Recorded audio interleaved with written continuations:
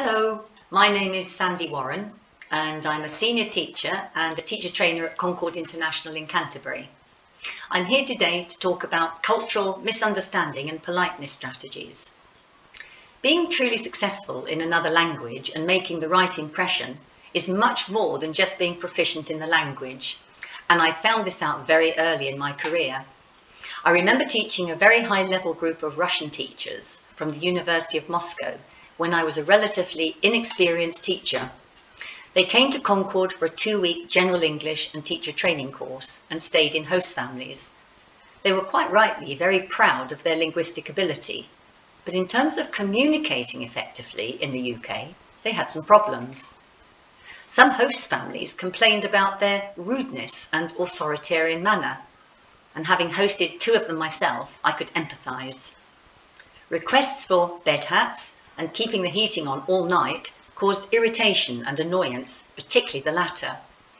Even as an English teacher with supposedly a raised awareness of cultural norms and differences, I was not best pleased. So what caused this negative perception? The answer is cultural misunderstanding. Now, there are several reasons for this. Firstly, different cultural norms. In Russia, "Can I have a bed hat?" and "Can you keep the heating on all night?" are quite acceptable, as the heating is relatively cheap and it's the norm to wear a bed hat. However, in the UK, it's totally unacceptable when no one wears bed hats and the heating is very expensive. Secondly, different tone and intonation patterns. Compare the following.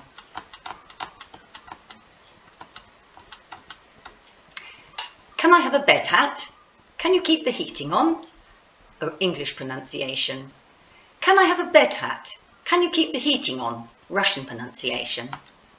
The first sounds polite, but the second sounds direct and demanding. Even when please was added, the straight fall still sounds rather rude and abrupt. It was such a pity, as these women had an amazing grasp of English, yet they were not always making the right impression.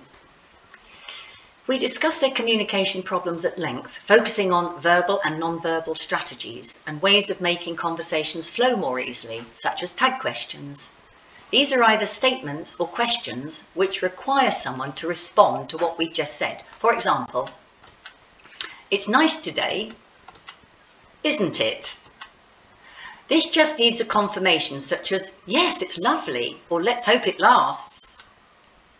Thus, it's not a genuine question, but a great conversational technique. Compare this with, "You have done your homework, haven't you?" I really don't know the answer, so it's a genuine question.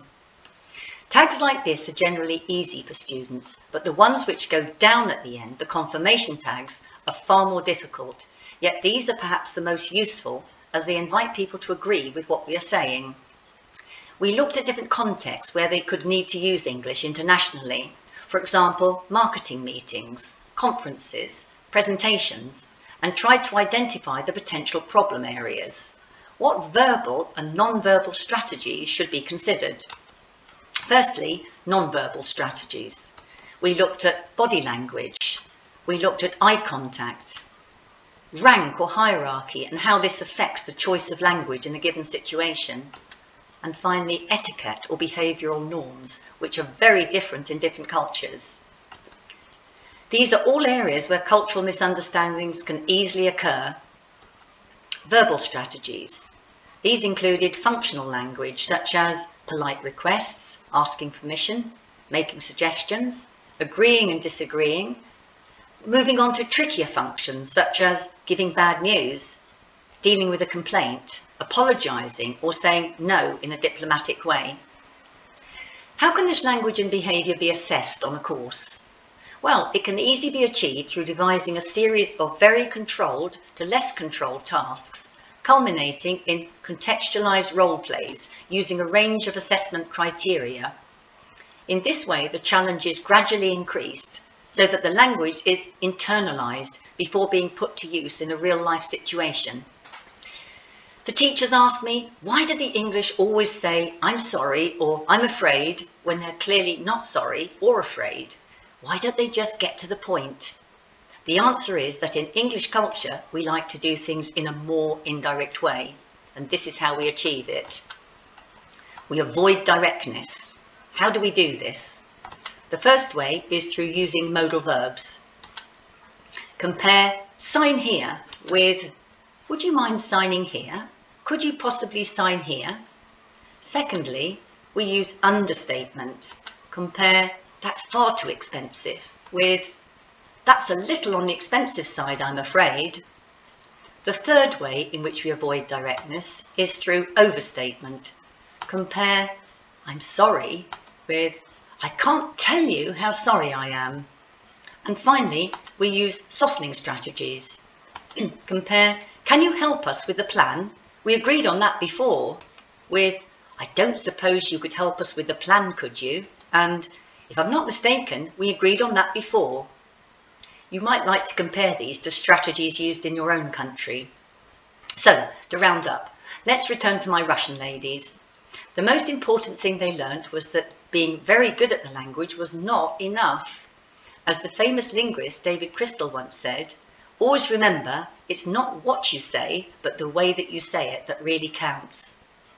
On an international stage, having an awareness of the cultural norms, expectations and politeness strategies of the countries you are working with is vital in order to preempt problems.